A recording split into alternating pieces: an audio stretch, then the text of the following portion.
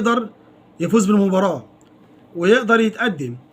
الكره اللي جت في العارضه لطلائع الجيش قبل الهدف بما فيش ب 12 13 دقيقه كان يقدر طلائع الجيش يخطف المباراه من الزمالك، لكن اصوله والتغييرات اللي عملها ومصر على طريقته، والراجل بيجرب لحد الان. محدش يستغرب من نادي الزمالك، اصر لحد الان بيجرب اللعيبه.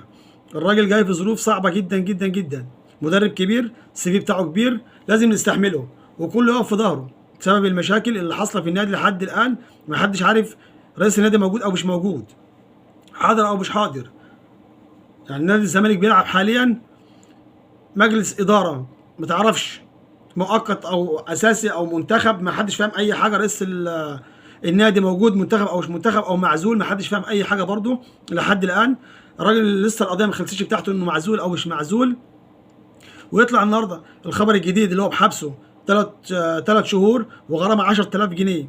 لكن طلع واكد المحامي بتاع مستشار مرتضى منصور ان لسه في طعن تاني في القضيه، ولسه مطولين مع بعض شويه، المحامي بتاع محمود الخطيب والمحامي بتاع مستشار مرتضى منصور، فالحوار هيطول شويه.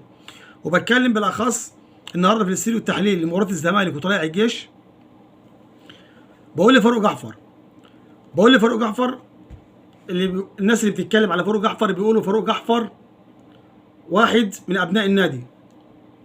انا عايزك تتفرج على احمد شوبير بيعمل ايه مع النادي الاهلي عشان خاطر ابنه، وانت بتعمل ايه في نادي الزمالك عشان خاطر ابنك.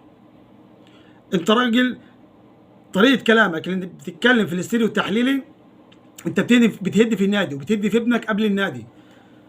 اتفرج على احمد شوبير بيعمل ايه مع النادي الاهلي، واقف في ظهر النادي الاهلي ازاي، وبيساند ابنه ازاي في النادي الاهلي.